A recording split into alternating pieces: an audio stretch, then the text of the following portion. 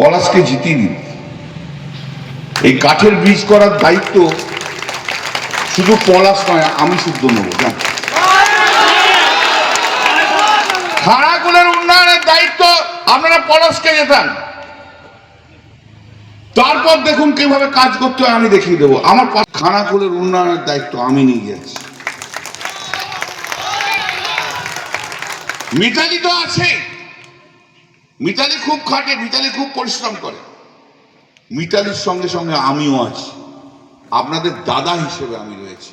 আমি দেখবো খানাকুল, ওকে আপনারা ভোট দিন। খানাকুলবাসীর কাছে আমি অনুরোধ করে যাব, খানাকুল বিধানসভা কেন্দ্রে আজকের এই মঞ্চ থেকে খানাকুল বিধানসভা কেন্দ্রের সর্বস্তরের মানুষের কাছে আমি আবেদন জানাব, আপনারা ওকে ভোট দিয়ে যেতেন। আর শুধু ওকে নয়, আপনাদের জন্য কাজ করার সুযোগ আমাকে একটু দেবেন, আমি করে দেখাবো।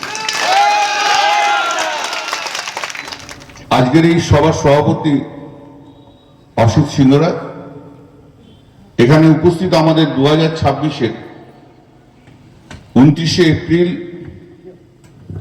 যে নির্বাচন হতে চলেছে, সেই নির্বাচনের তৃণমূল কংগ্রেসের প্রার্থী ভাতৃপ্রতিম পলাশ রায় আছে, সাংসদ মিতালি বাগ, এরপর একটা মিতাবাগ আছে তো, যাবো ওইটাই মাথায় দিচ্ছে, মিতালি বাগ, আর আরো অন্যান্য সমস্ত নেতৃত্ববৃন্দ রয়েছে। সবাই প্রত্যেকের নাম নিতে গেলে অনেক সময় লেগে যাবে।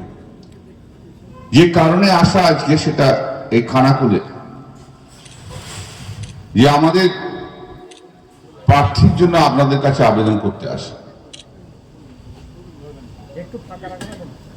আজকে সকালেই এসছি দিল্লি থেকে, কালকেও দেখেছেন পার্লামেন্টে কি চলেছে, একটার পর একটা ফ্লাইট ক্যান্সেল করতে হয়েছে আমাকে দিয়ে। তারপরে সকালবেলায় ফ্লাইটে নেমে এসেই কোনো রকম একটু খেয়ে এসছি।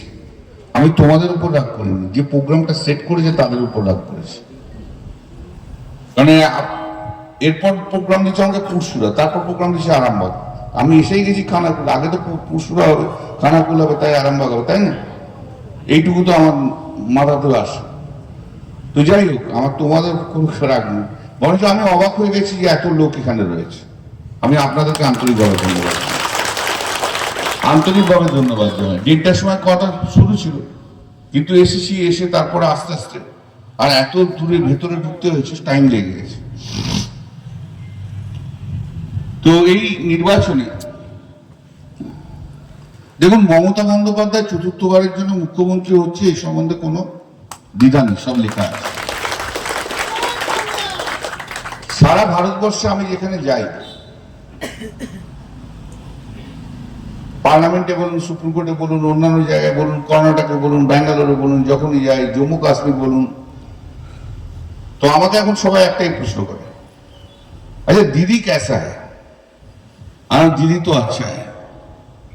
तो चुनाव कैसा चल रहा है? बोलो बहुत अच्छा है।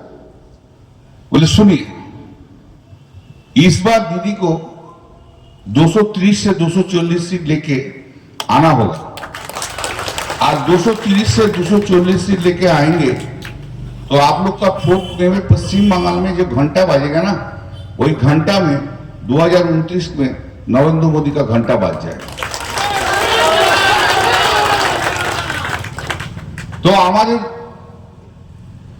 সবাইকার প্রচেষ্টা, মানুষের কাছে আবেদন যে এই খানাকুল বিধানসভা কেন্দ্রের সিটটা জিতিয়ে ওই 230-31-এর মধ্যে রাখতে হবে, সেটাই আমাদের আবেদন।